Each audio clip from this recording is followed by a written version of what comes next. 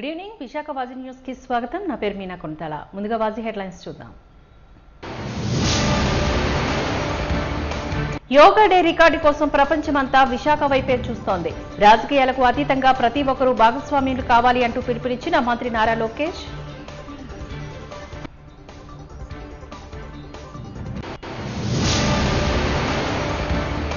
మహిళలపై అత్యాచారాలు అరికట్టడంలో కూటమి ప్రభుత్వం విఫలమంటూ నిరసన బాట పట్టిన వైసీపీ.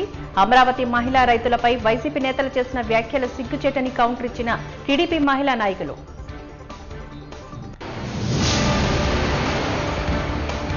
అక్రమ మార్గంలో పుస్తకాల అనధికార విక్రయాలు చట్ట వ్యతిరేకమన్న ఎఫ్ఎఫ్ఐ. నగరంలోని ప్రముఖ కళాశాల ఎదుట నిరసన వ్యక్తం చేస్తూ మండిపడ్డ విద్యార్థి నాయకులు వెంకటరమణ.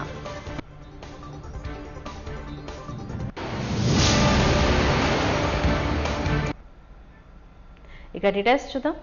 టీడీపీ రాష్ట్ర అధ్యక్షులు పల్లా శ్రీనివాసరావు తండ్రి మాజీ ఎమ్మెల్యే పల్లా సింహాచలానికి విద్యా ఐటీ శాఖల మంత్రి నారా లోకేష్ నివాళులర్పించారు. గత శనివారం ఆయన స్వర్గస్థులైన విషయం తెలిసిందే. నేడు విశాఖ సీతంపేటలో పల్లా శ్రీనివాసరావు నివాసానికి చేరుకున్న మంత్రి లోకేష్ ఇక్కడ పల్లా సింహాచలం చిత్రపటానికి పూలమాల వేసి ఘన నివాళులర్పించారు. పల్లా సింహాచలం మంచికి మారుపేరుగా నిలిచారని, విశాఖ 2 ఎమ్మెల్యేగా నియోజకవర్గ అభివృద్ధికి కృషి చేశారు అంటూ ఈ సందర్భంగా ఆయన సేవలను మంత్రి గుర్తు చేసుకున్నారు. పల్లా శ్రీనివాసరావు ఇతర కుటుంబ సభ్యులను పరామర్శించి ధైర్యం చెప్పారు. పల్లా సింహాచలం మృతి పట్ల తన ప్రగాఢ సానుభూతిని తెలియజేశారు. ఈ కార్యక్రమంలో స్పీకర్ అయ్యన్న పాత్రుడు, ఎంపీ శ్రీ భరత్, హోంమంత్రి వంగల్పూడి, సాంఘిక సంక్షేమ శాఖ మంత్రి డోలా బాలవీరంజనేయ స్వామితో పాటుగా ఉత్తరాంధ్ర ప్రాంత ఎమ్మెల్యేలు, ఇతర ప్రజా ప్రతినిధులు, నాయకులు తదితరులు పాల్గొన్నారు.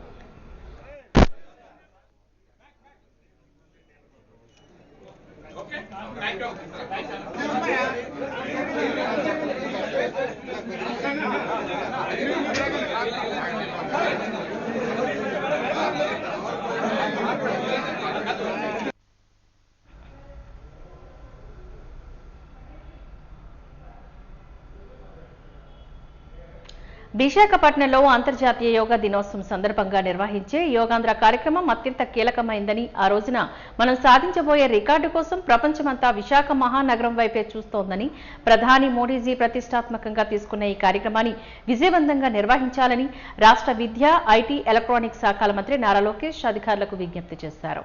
ఆంధ్ర యూనివర్సిటీలోని సాగరిక కన్వెన్షన్ హాల్లో ఈ నెల 21న యోగా డే నిర్వహణ ఏర్పాట్లపై ఉన్నత స్థాయి సమీక్ష సమావేశాన్ని నిర్వహించారు. ఈ సందర్భంగా మంత్రి లోకేష్ మాట్లాడుతూ ఒకే ప్రాంతంలోని 5 లక్షల మందితో నిర్వహించే ఈ ఈవెంట్ ప్రపంచంలోనే అతిపెద్దదిగా చరిత్ర సృష్టించబోతుందని, ప్రధాని మోడీజీ హాజరు కాబోతున్నారని, అధికారులంతా పట్టుదల, క్రమశిక్షణ, కమిట్మెంట్ తో పకడ్బందీగా ఈ కార్యక్రమాన్ని నిర్వహించాలని అన్నారు. ఇది రాష్ట్ర ప్రజలందరి కార్యక్రమం. రాజకీయాలకు అతీతంగా అన్ని రాజకీయ పక్షాలు భాగస్వామ్యులు కావాలని, యోగా వల్ల ప్రజల మానసిక, శారీరక ఆరోగ్యం బాగుంటుందని ప్రధాని చెబుతున్నారు. దీనిపై ప్రసార మాధ్యమాల్లో విస్తృత ప్రచారం కల్పించాలని అన్నారు.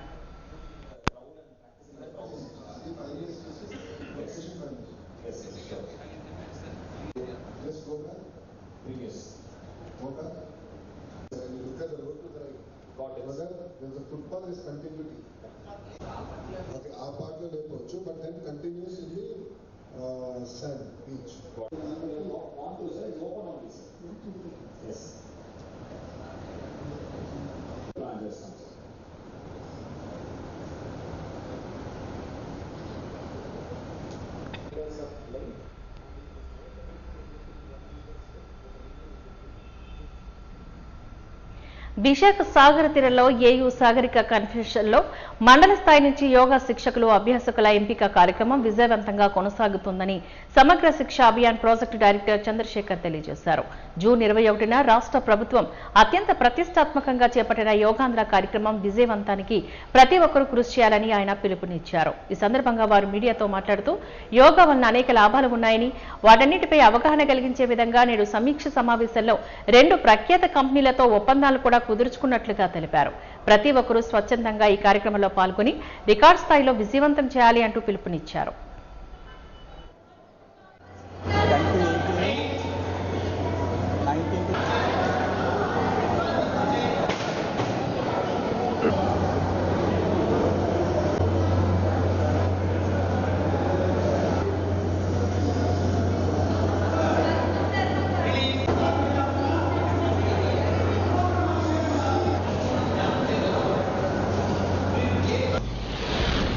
అడిషనల్ ప్రాజెక్ట్ కోఆర్డినేటర్గా విశాఖపట్నం జిల్లాలో వర్క్ చేస్తున్నాను నేను. మీకు అందరికీ తెలుసు, ఈ జూన్ నెల 21వ తేదీని మనకి అంతర్జాతీయ యోగా దినోత్సవాన్ని జరుపుకుంటున్నాము.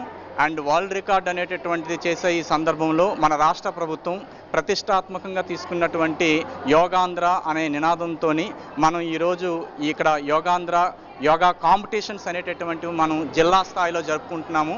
ఈ జిల్లా స్థాయిలో జరిగేటటువంటి కాంపిటీషన్కి ఇంతకు ముందే మనం ప్రతి గ్రామ వార్డు లెవెల్లో ప్రతి విద్యార్థిని, ప్రతి పేరెంట్ని, ప్రతి ప్రజలను అందరినీ కూడా మనం పేరు పేరున టచ్ చేసి అందరినీ కూడా యోగాంధ్రలోని రిజిస్టర్ అయినట్టుగా చేయడం జరిగింది.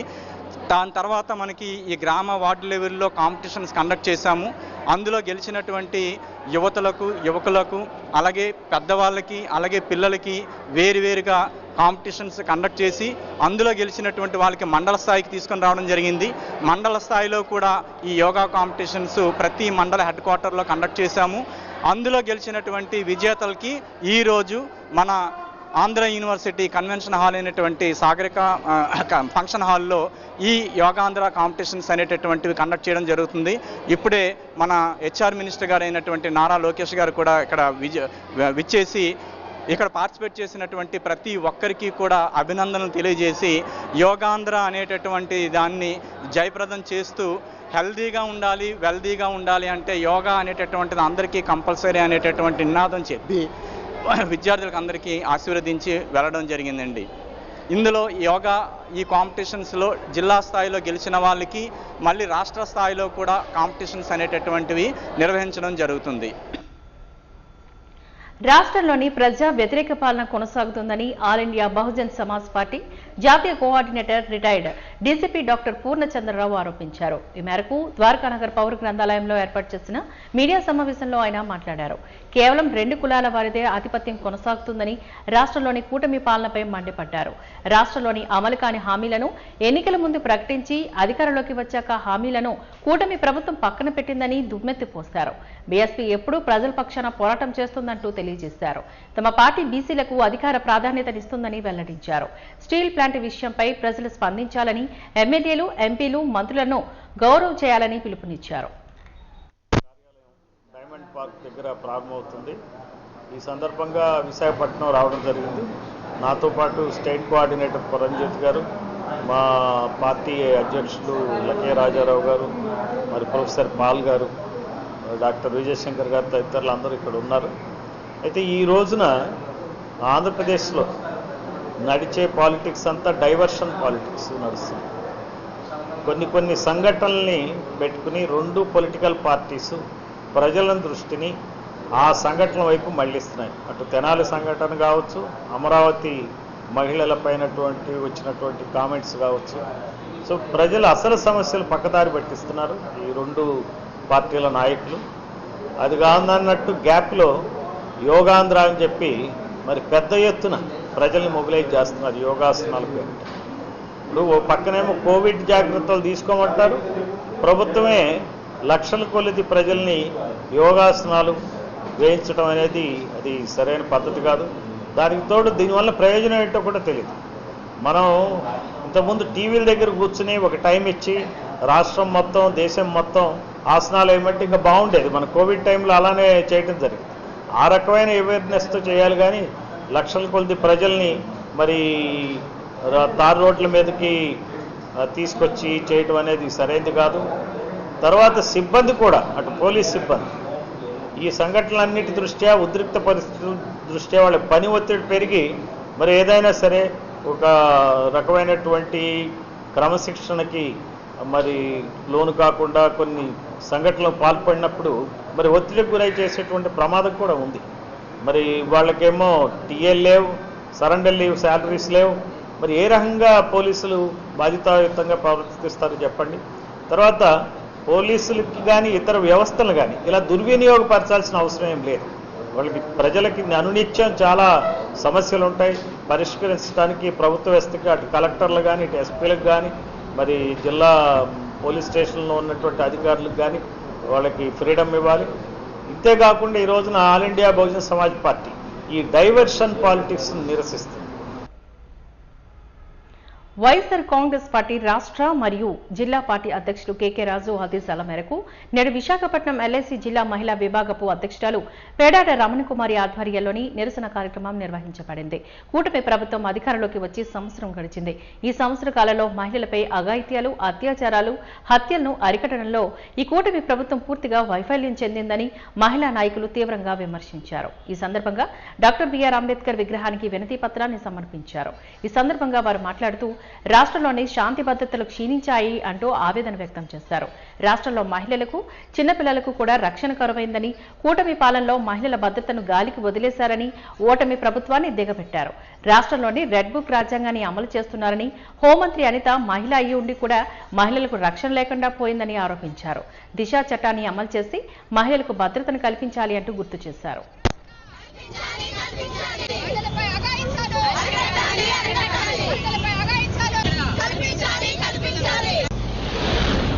కూటమి ప్రభుత్వము లో ఉన్న మంత్రుల నియోజకవర్గంలో కూడా అంటే హోంమంత్రి అనిత గారు కావచ్చు, అలాగే ఉప ముఖ్యమంత్రి పవన్ కళ్యాణ్ గారు కావచ్చు, వాళ్ళ నియోజకవర్గంలో మహిళల మీద హత్యలు జరిగినా కూడా వాళ్ళు ఏమీ చేయకుండా వాళ్ళ మీద ఎవరైతే అత్యాచారాలు చేశారో వాళ్ళ మీద కఠిన చర్యలు కూడా తీసుకోవట్లేదు. రాష్ట్ర ప్రజలందరూ కూడా, ముఖ్యంగా మహిళలందరూ కూడా చాలా బాధను వ్యక్తపరుస్తున్నారు. ఈ ప్రభుత్వం వచ్చిన తర్వాత మహిళలకి ధైర్యంగా బయటకు వెళ్ళడానికి కూడా వాళ్ళు వెళ్ళలేకపోతున్నారు, ధైర్యం చేయలేకపోతున్నారు. ఒకప్పుడు మాజీ ముఖ్యమంత్రి వర్యులు వైఎస్ఆర్సీపీ జాతీయ అధ్యక్షులు శ్రీ వైఎస్ జగన్మోహన్ రెడ్డి గారు కేవలం మహిళల కోసము, మహిళలను కాపాడాలనే ఉద్దేశంతో దిశ చట్టాన్ని తీసుకురావడం జరిగింది. ఆ దిశ చట్టం ద్వారా దిశ యాప్ని కూడా ప్రతి ఒక్క మహిళ కూడా డౌన్లోడ్ చేసుకోవడం వలన ప్రతి వారికి కూడా, ప్రతి మహిళకు కూడా, స్కూల్కి వెళ్ళే విద్యార్థులు కావచ్చు, ఉద్యోగం చేసిన మహిళలు కావచ్చు, కాలేజెస్కి వెళ్తున్న యువత కావచ్చు, అందరికీ కూడా ఒక రక్షణ కవచంగా దిశ యాప్ అన్నది ఉండేది. దాని ద్వారా వాళ్ళు ధైర్యంగా బయటికి వెళ్ళి వస్తూ ఉండేవారు. కానీ ఈ రోజున ఆ చట్టాన్ని పూర్తిగా నిర్వీర్యం చేసింది ఇప్పుడు కూటమి ప్రభుత్వం. ఈరోజు రాష్ట్రంలో తీసుకుంటే ఎక్కడా కూడా మహిళలకు రక్షణ లేదు. మహిళల రోజుకి సుమారుగా రోజుకి 70 మంది వరకు మహిళల మీద వయసుతో సంబంధం లేకుండా అఘాయిత్యాలు, హత్యలు, మానభంగాలు ఇవన్నీ జరుగుతూ ఉన్నాయి. మరి మేము ప్రశ్నిస్తూ ఉన్నాం ఈ కూటమి ప్రభుత్వాన్ని, రాష్ట్రం ఎటు వెళుతోంది? లా అండ్ ఆర్డర్ లేదా? మహిళలను రక్షించాల్సిన బాధ్యత మీ మీద లేదా? ప్రభుత్వం ఏర్పడిన తర్వాత మహిళల కోసం మీరు తీసుకున్నటువంటి చర్యలు ఏమిటి? రిపీటెడ్గా ఇవి జరుగుతూ ఉంటే మీరు ఒక సమీక్షలో ఏవో చేసుకుని వీటికి ఏం చేయాలి, ఏ విధంగా అరికట్టాలి, ఏ విధంగా నివారించాలి అనేటువంటి ఆలోచన లేకపోవడం ఏంటి? రాష్ట్రంలో పూర్తిగా లా అండ్ ఆర్డర్ విఫలమైంది అని చెప్పి మీ 1 year ట్రాక్ చూస్తే అర్థమవుతుంది అని చెప్పి ఈ సందర్భంగా మీకు తెలియజేస్తూ, అంటే పూర్తిగా రాష్ట్రంలో ఏం జరుగుతుందో తెలియనటువంటి పరిస్థితి, మహిళలకు రక్షణ లేదు, పూర్తి ఘోరంగా ఉంది. ఇటువంటి పరిస్థితుల్లో మీరు తీసుకున్నటువంటి నిర్ణయాలు ఏంటి, మీరు చేస్తున్నటువంటి చర్యలు ఏంటి? హోంమంత్రి అనిత ఒక మహిళగా ఉండి కూడా ఈరోజు మహిళలకు రక్షణ లేనటువంటి ఘోరమైనటువంటి పరిస్థితుల్లో ఆంధ్ర రాష్ట్రం నడుస్తుందని చెప్పడానికి మేము చాలా చింతిస్తూ, ఈ జగన్మోహన్ రెడ్డి గారు ముఖ్యమంత్రిగా ఉన్నప్పుడు దిశ యాప్ను తీసుకొచ్చి దాని ద్వారా 1,40,00,000 మంది అంటే లబ్ధి పొందే విధంగా వాళ్ళకి ఏదైనా ఇబ్బంది ఉందని ఒక SOS పంపితే వెంటనే 6 నిమిషాల్లో అక్కడికి వెళ్లి రక్షణ కల్పించే విధంగా, రాత్రులు బస్సు దొరక్కోవాలి, ఇంటికి వెళ్ళలేని పరిస్థితుల్లో ఉన్న వాళ్ళని జాగ్రత్తగా వాళ్ళ గమ్యాలకు చేర్చే విధంగా చర్యలు తీసుకున్నారు. ఆయన కేవలం దిశ యాప్ను జగన్మోహన్ రెడ్డి గారు ప్రవేశపెట్టారని దాన్ని ఈ రోజు నిర్వీర్యం చేసేశారు. పోనీ మీకు నచ్చిన యాప్ను పెట్టండి, మీకు నచ్చిన పద్ధతిని తీసుకురండి, మహిళలకు రక్షణ కల్పించండి మేము కోరుతున్నాం. కోమలిని శ్రీనివాసరావు, కృష్ణంరాజులు ఆంధ్రుల రాజధాని అమరావతి మహిళలను కించపరుస్తూ చేసిన వ్యాఖ్యలు ఖండిస్తూ మంగళవారం జిల్లా తెలుగుదేశం పార్టీ కార్యాలయం వద్ద నుంచి జిల్లా తెలుగుదేశం పార్టీ ఆధ్వర్యంలో నిరసన ర్యాలీ జరిగింది. ఈ సందర్భంగా మహిళలను కించపరుస్తూ చేసిన వ్యాఖ్యలను ప్రసారం చేసిన సాక్షి మీడియాను రద్దు చేయాలి, జగన్ షేమ్ సైకోలకు వత్తాసు పలుకుతున్న జగన్ డౌన్, భారత మౌనం వీడాలి, జగన్ అరాచకాలకు అడ్డుకట్ట వేయాలి వంటి నినాదాలతో మహిళలు పెద్దపెట్టున నిరసన ర్యాలీని నిర్వహించారు. ఈ కార్యక్రమంలో రాష్ట్ర మాదిగ కార్పొరేషన్ డైరెక్టర్, తెలుగు మహిళా అధికార ప్రతినిధి ఈతలపాక సుజాత, తెలుగు మహిళా అధ్యక్షురాలు సర్వసిద్ధి అనంతలక్ష్మి, ప్రధాన కార్యదర్శి గనగల సత్య, ధవల విజయ్ కుమార్, అవ్వకాంతం, హారతి తదితర మహిళా నాయకులు, కార్యకర్తలు, అభిమానులు ఈ కార్యక్రమంలో పాల్గొన్నారు.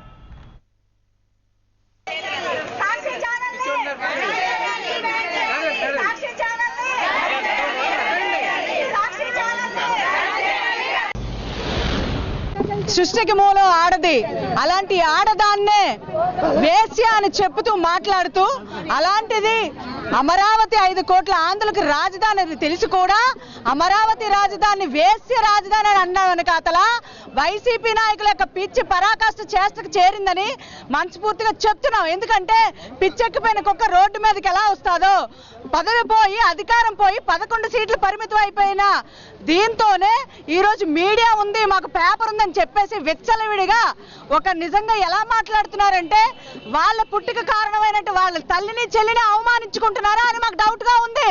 ఎందుకంటే వేశ్యల రాజధాని అమరావతి రాజధాని అన్న వెనకాతల సాక్షి మీడియా నడిపిస్తున్న భారతీరెడ్డి హస్తం ఉందా, జగన్మోహన్ రెడ్డి హస్తం ఉందా, ఎవరి హస్తం ఉంది? వాళ్ళందరూ కలిపి కుట్రకోణంతో చేస్తూ దుష్ప్రచారం చేస్తున్నారు. ఎందుకంటే 45,000 కోట్లతోని అమరావతి రాజధాని నిర్మిస్తున్నారు. ఒక్క ఇటుక కట్టలేని వాడికి కూడా ఇలా అమరావతి రాజధాని గురించి మాట్లాడే హక్కు ఎవరిచ్చారు చెప్పండి? ఈరోజు పరిపాలన చేస్తున్నటువంటి జగన్మోహన్ రెడ్డి గారు మీ పరిపాలన బాలేక 11 సీట్లకి పరిమితి చేసింది మహిళే. ఆ మహిళ నిన్ను దించింది. మళ్ళీ దించడానికైనా నువ్వు ఎక్కడానికైనా ఇంకా అవకాశం లేకుండా ఒక మహిళని నీచాతి నీచంగా మాట్లాడుతున్నావంటే నీ తల్లిని గంటేసావు, నీ చెల్లిని గంటేసావు. అవన్నీ మేము మర్చిపోలేదు, మీ చెల్లి మర్చిపోకుండానా? ఈరోజు అలాంటి వ్యవస్థలో ఉంటూ నీకు పుట్టుక కారణమైనట్టు శ్రీను వేసి అన్నావంటే నువ్వెంత దౌర్భాగ్య స్థితికి దిగజారిపోయో మాకు అర్థమవుతుంది. రాష్ట్రంలో అమరావతిలో నివసిస్తున్న మహిళలందరూ కూడా వేసులతో పోల్చిన నీచమైన జగన్మోహన్ రెడ్డి అనుచరులు ఎంతైతే దురదృష్టకరమైన విషయం ఏంటంటే సాక్షాత్తు మన అమ్మవారు దుర్గామాత కొలువై ఉన్న అమరావతిని లో ఇటువంటి అనుచితమైన వ్యాఖ్యలు మహిళలపై చేశారు. అటువంటి నీచ సంస్కృతి అయితే మన భారతదేశంలో లేదు. ఎవరు కూడా స్త్రీమూర్తిని చాలా గౌరవపదంగా చూస్తారు. అటువంటి మన భారతదేశంలో ఆంధ్రప్రదేశ్ రాష్ట్రం ముఖ్యంగా తెలుగు సాంప్రదాయాలకి ముఖ్యమైన ఆచార సాంప్రదాయాల్లో ప్రధానంగా ఉంటుంది. ఇటువంటి దుర్మార్గులు నిజంగా వాళ్ళకి అక్క చెల్లెళ్ళు ఉన్నారో లేదో తెలియదు. అమ్మగా పుట్టినోడైతే మాత్రం ఇలాగా తల్లుల్ని ఆడవాళ్ళని ఇలా మాట్లాడు. శ్రీనివాసరెడ్డి అయితే ఎలా మాట్లాడుతున్నాడంటే వాడు వినడానికి అయితే వాడి దగ్గర ఉంటే మేము పెట్రోల్ వేసి తగలబెడతామండి. నిజంగా ఆడు మగాడైతే ముందుకొచ్చి ఆడవాళ్ళ ముందుకొచ్చి మాట్లాడితే ఆడికైతే ఏం చేయాలో మేమైతే చేయడానికి ఉన్నాము. అన్ని చోట్ల కూడా పోలీస్ స్టేషన్ లో కంప్లైంట్లు ఇచ్చాము. వాడు ఈ రోజు స్వేచ్ఛగా కూడా ఆంధ్రప్రదేశ్ లో తిరగలేడనేసి చెప్తున్నాను. నిజంగా ధైర్యం ఉన్నవాడైతే దమ్మున్న మగాడైతే ముందుకొచ్చి స్వచ్ఛంగా మీడియా ముందుకి ప్రజల్లోకి వచ్చి తిరగమనండి. ఇలాంటి సంస్కారం లేని హీనులు ఎన్నైనా మాట్లాడతారండి. ఎందుకంటే పేటీఎం బ్యాచ్ కూడా ఇప్పుడు మళ్ళీ బయటకు వచ్చి సజ్జల అనే వ్యక్తి కూడా వచ్చి బయటకు వచ్చి మాట్లాడుతున్నారు అని అంటే వాళ్ళకి 11 సీట్లు ఇచ్చి జనాలు బుద్ధి చెప్పినా ఇంకా సిగ్గు లేకుండా బయటకు వచ్చి మాట్లాడుతున్నారంటే వాళ్ళు అన్ని వదిలేసుకొని ఉన్నారండి. కానీ ఇంత జరిగినా సరే, ఎంత అవుతున్నా సరే భారతీరెడ్డి బయటకు వచ్చి తను ఒక స్త్రీ, ఒక జన్మనిచ్చిన తల్లి బయటకు వచ్చి మాట్లాడట్లేదంటే మరి ఆవిడ అంత దీనంగా ఉందంటే నాకు అసహ్యం వేస్తుంది. అంటే ఒక ఆడదాని గురించి ఒక ఆడదాని మాట్లాడుతుంటే అసహ్యం వేస్తుందండి. సనాతన ధర్మాన్ని, హిందూ నమ్మకాలను విశ్వసించాల్సిన ప్రభుత్వాలు, ప్రజాప్రతినిధులు వాటిని బేఖాతరు చేస్తూ మంగళవారం పరామర్శలకు వెళ్లడాన్ని వ్యతిరేకిస్తున్నామంటూ తెలుగు శక్తి అధ్యక్షుడు పివి రామ్ మండిపడ్డారు. ఈ మేరకు వెంకోసిపాలెం శివాలయంలో ఏర్పాటు చేసిన విలేకరుల సమావేశంలో ఆయన మాట్లాడుతూ టీడీపీ రాష్ట్ర అధ్యక్షుడు పల్లా శ్రీనివాసరావు తండ్రి మృతికి దిగ్భ్రాంతిని వ్యక్తం చేస్తూ మంగళవారం మంత్రి నారా లోకేష్ పరామర్శించడానికి తప్పుపట్టారు.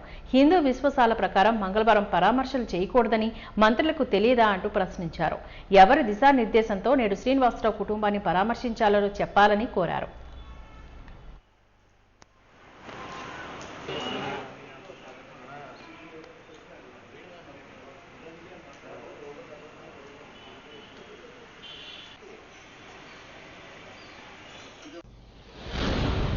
ఈరోజు ఈ ప్రెస్ మీట్ పెట్టడానికి చాలా బాధాకరంగా ఉంది. తప్పదు, నా మతాన్ని, నా సనాతన ధర్మాన్ని కాపాడుకోవడం కోసం ముందుకు వచ్చాను తప్ప ఎవరి మీద ద్వేషంతో కక్షతో రాలేని చెప్పి మరోసారి తెలియజేస్తున్నాను. మరి ఈరోజు మంత్రి నారా లోకేష్ హిందూ సాంప్రదాయాన్ని, సనాతన ధర్మాన్ని భ్రష్టు పట్టించారు. ఇటీవల పల్లా సింహాచలం గారు చనిపోవడం జరిగింది, మాజీ ఎమ్మెల్యే గారు. ఆ కుటుంబ పరామర్శం క్రితం ఈరోజు టీడీపీ రాష్ట్ర అధ్యక్షుడు పల్లా శ్రీనివాస నివాసానికి వెళ్ళటం జరిగింది.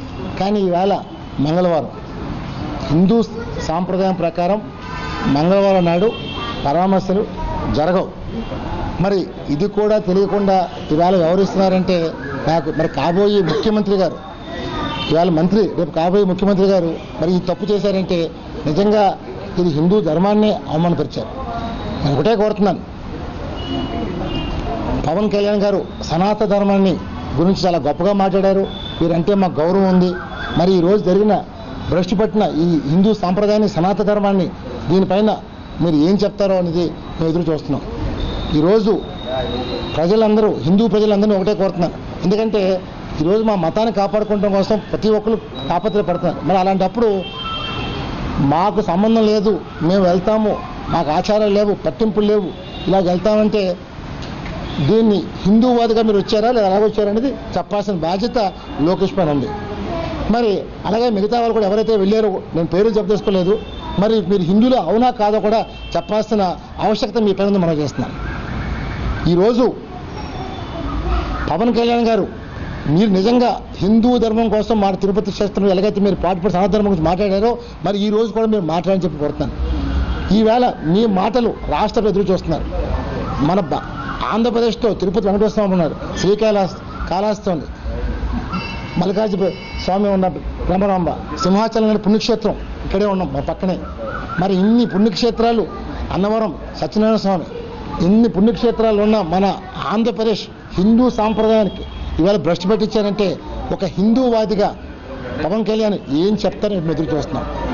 నేను ఇది చేస్తున్న నా ధర్మాన్ని కాపాడటం నేను చేస్తున్నాను తప్ప, నా మతాన్ని, నా సాంప్రదాయాన్ని, నా సనాతన ధర్మాన్ని కాపాడటం చేస్తాను తప్ప ఎవరి మీద వ్యక్తిగత కక్షతో కానీ ద్వేషంతో కానీ నేను చేయట్లే. అందువల్ల మరి ఇటీవల చూసాం పి మురళీకృష్ణ అని, నేను లోకేష్ చాలా దగ్గర వాడిని, మహానాడు అంతా నేనే చేశాను, నా పుస్తకంలో చేశాను. మరి ఇవాళ లోకేష్ని ఎందుకు భ్రష్పట్టించి అడుగుతున్నాను. మిస్టర్ మురళి, అంటే నీకు ఈ మాత్రం తెలియదా? ఈ తెలియకుండా కూడా ఉన్నావంటే నిజంగా మరి ఇవాళ లోకేష్ని భ్రష్పట్టించడం కోసం చేశారనిపిస్తుంది. డెఫినెట్గా నేను హిందూవాదిగా ధర్మపోవడం చేపడుతున్నాను. బీజేపీ పెద్దలను అడగబోతున్నాను. మరి బీజేపీ వాళ్ళు రామ మందిరం కట్టే అయోధ్యలో మరి ఈవేళ ఇంత అపచారం చేస్తే హిందూ మతానికి అపచారం చేశారు, సనాతన ధర్మానికి అపచారం చేశారు. సో న్యాయం, ధర్మం ఉండాలి. ఇది రాముడు వెలిసిన భూమి. దాని డెఫినెట్గా రామరాజ్యం కోసం నేను పోరాడతాను తప్ప ఇంకో మతాన్ని నేను ద్వేషించట్లే. నా మతాన్ని కాపాడుకోవడం కోసం, నా సనాతన ధర్మాన్ని కాపాడుకోవడం ఉద్యోగం చేస్తాను తప్ప వేరే ఏమీ లేదు. అందులో డెఫినెట్గా పవన్ కళ్యాణ్ గారు సాయంకాలం లోపల మీరు స్పందించి హిందూ మతాన్ని కాపాడుతారా, భ్రష్టు పట్టిస్తారని చెప్పి నేను పవన్ కళ్యాణ్ మీద వదిలేస్తాను, మనం చేస్తాను. జై హింద్. ఫిషింగ్ హార్బర్లో గంగమ్మ తల్లి మహోత్సవం అట్టహాసంగా జరిగింది. జై ఉత్తరాంధ్ర మత్స్యకార అభివృద్ధి సంక్షేమ సంఘం ఆధ్వర్యంలో జరిగిన ఈ ఉత్సవంలో దక్షిణ ఎమ్మెల్యే వంశీకృష్ణ శ్రీనివాస్ పాల్గొని ప్రత్యేక పూజలు గావించారు. ఎమ్మెల్యే వంశీకృష్ణకు స్థానిక పార్టీ నేతలు, ఫిషింగ్ హార్బర్ పెద్దలు ఘనంగా స్వాగతం పలికారు. అనంతరం అమ్మవారి గర్భాలయంలోని ఎమ్మెల్యే ప్రత్యేక పూజలు నిర్వహించారు. పెద్ద ఎత్తున మత్స్యకార మహిళలు ఇళ్ల నుంచి పసుపు, కుంకుమ నీళ్లతో కలిపిన కలశాలతో ఊరేగింపుగా ఆలయానికి వెళ్లి గంగమ్మ తల్లికి పూజలు చేసి మొక్కులు చెల్లించుకున్నారు. చేపల వేట నిషేధం పూర్తయి ఈ నెల 15న బోట్లు చేపల వేటకు వెళ్లనున్నాయి. ఈ నేపథ్యంలో గంగమ్మ తల్లిని వేడుకొని పూజలు నిర్వహించారు. ఎమ్మెల్యేను మత్స్యకార సంఘం నాయకులు, ఆలయ పెద్దలు శాల్వా వేసి ఘనంగా సన్మానించారు. అనంతరం తీర్థ ప్రసాదాల కౌంటర్ను ప్రారంభించారు. ఈ సందర్భంగా ఎమ్మెల్యే వంశీకృష్ణ శ్రీనివాస్ మాట్లాడారు. గంగమ్మ తల్లి చల్లని కన్నతో ఎటువంటి ప్రకృతి వైపరీత్యాలు జరగకుండా మత్స్యకారులు, ప్రజలు క్షేమంగా ఉండాలని కోరారు. ప్రతి ఏటా గంగమ్మ తల్లి ఉత్సవాలు ఘనంగా నిర్వహించి తల్లి ఆశీస్సులు తీసుకోవడం ఓ ఆనవాయితీగా వస్తుందని సంఘం అధ్యక్షుడు చొక్కా భాస్కర్ రావు తెలిపారు.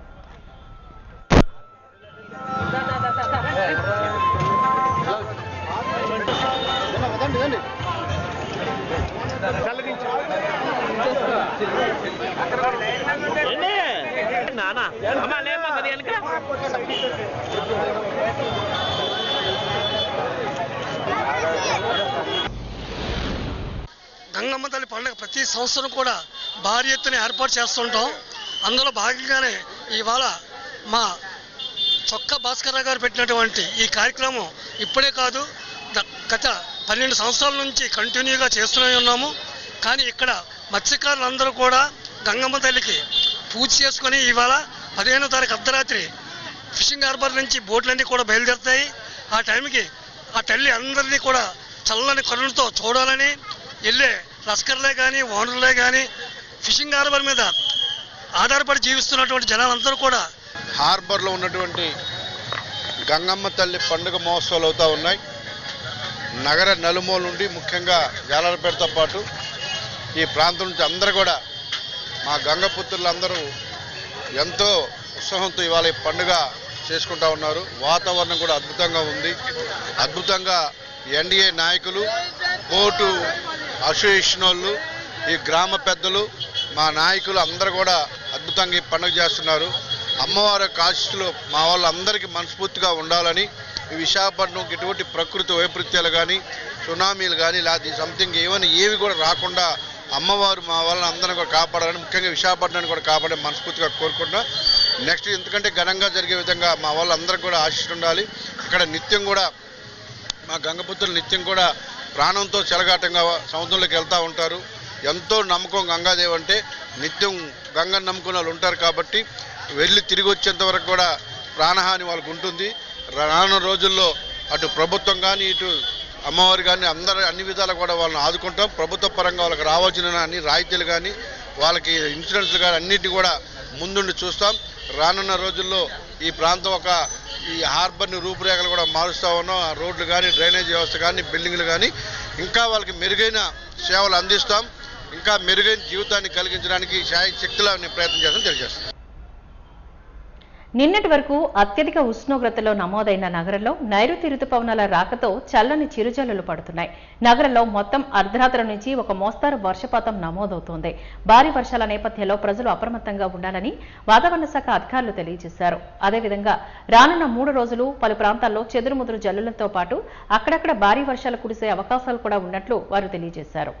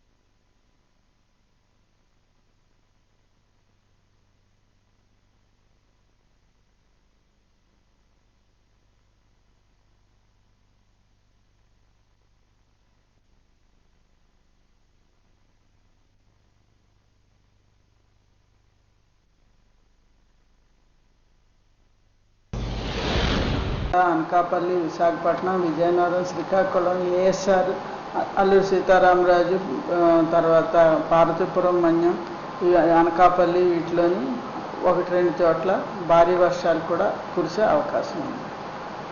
గంటకి 50 నుంచి 60 kmph విండ్ కూడా వచ్చే అవకాశం ఉంది. రేపటి నుంచి కూడా రేపు కూడా మనకి ఐసోలేటెడ్ హెవీ రెయిన్, అక్కడక్కడ హెవీ రెయిన్స్ పడే అవకాశం ఉంది. నార్త్ కోస్టల్ ఆంధ్రప్రదేశ్లో, సౌత్ కోస్టల్ ఆంధ్రప్రదేశ్లోని, నార్త్ కోస్టల్ ఆంధ్రప్రదేశ్లో ఎల్లుండి కూడా మనకి వానలు ఎక్కువ పడే అవకాశం ఉంది. విండ్స్ కూడా ఎక్కువగానే ఉంటాయి.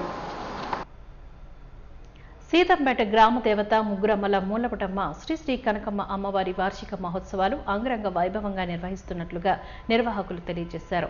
ఈ సందర్భంగా అమ్మవారు అలంకరణ విశేష రీతిలో చేసి భక్తులకు దర్శనమిచ్చినట్లుగా తెలియజేశారు. గత 120 సంవత్సరాలుగా అమ్మవారి కరుణా కటాక్షాలతో గ్రామ ప్రజలందరూ సంతోషంగా జీవిస్తున్నారని తెలియజేశారు. వార్షికోత్సవం ఎంతో వైభవంగా నిర్వహిస్తున్నట్లు కమిటీ సభ్యులు తెలిపారు. ప్రత్యేక పూజలు, హోమనానంతరం అమ్మవారి దర్శనాన్ని భక్తులకు కల్పిస్తున్నామని వెల్లడించారు. వర్షాన్ని సైతం లెక్క చేయకుండా ప్రజలు అమ్మవారిని దర్శించేందుకు గాను తెల్లవారుజాము నుంచే బారులు తీరారని తెలిపారు.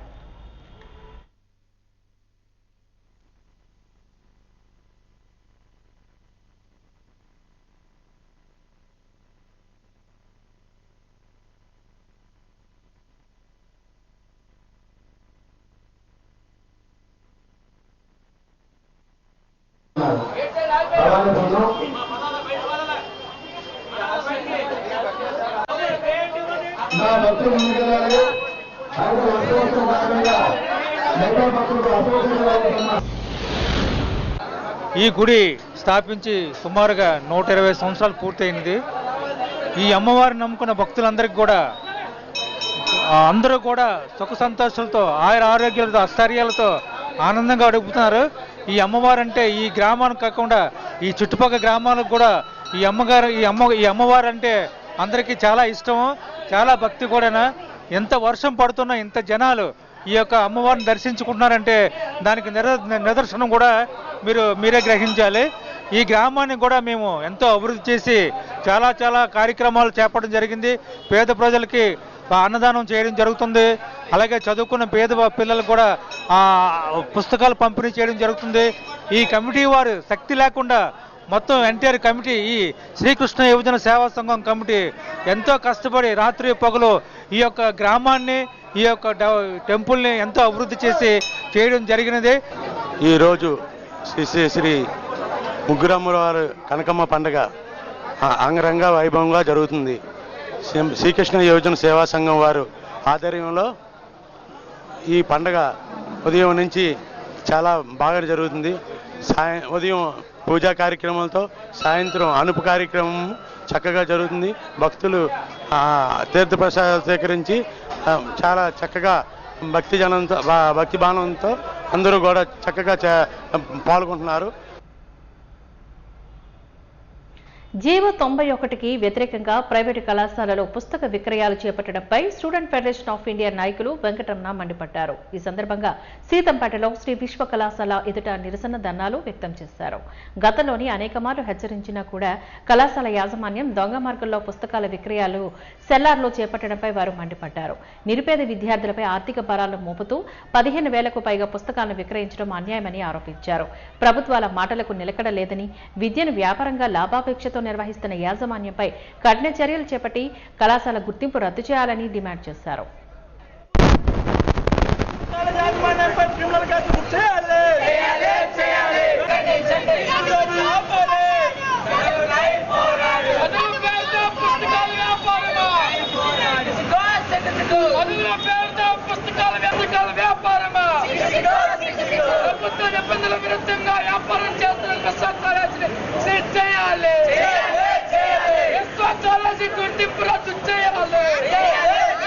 స్పందించి గుర్తింపు రద్దు చేయాలి. ఆర్ఐఓ సంఘటన స్థలానికి రావాలి.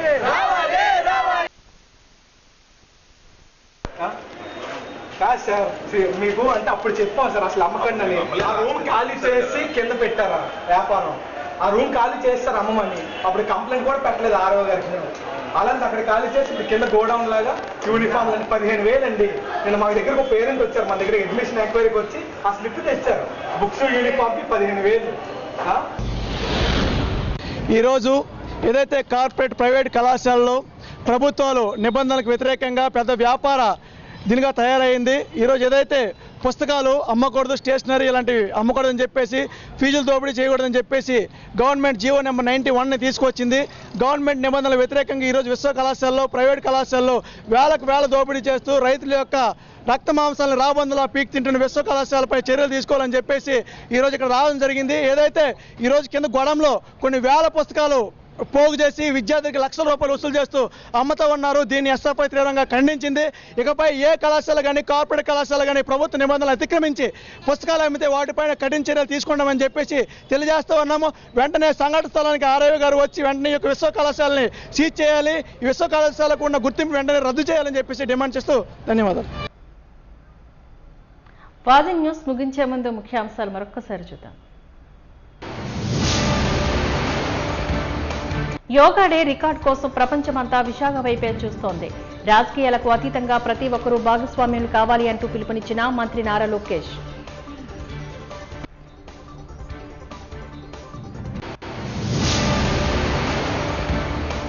మహిళలపై అత్యాచారాలు అరికట్టడంలో కూటమి ప్రభుత్వం విఫలమని నిరసన పాట పట్టిన వైసీపీ.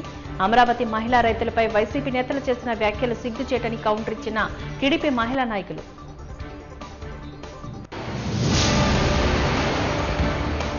అక్రమ మార్గంలో పుస్తకాల అనధికార విక్రయాలు చట్ట వ్యతిరేకమన్న ఎస్ఎఫ్ఐ. నగరంలోని ప్రముఖ కళాశాల ఎదుట నిరసన వ్యక్తం చేస్తూ మండిపడ్డ విద్యార్థి నాయకులు వెంకటరమణ.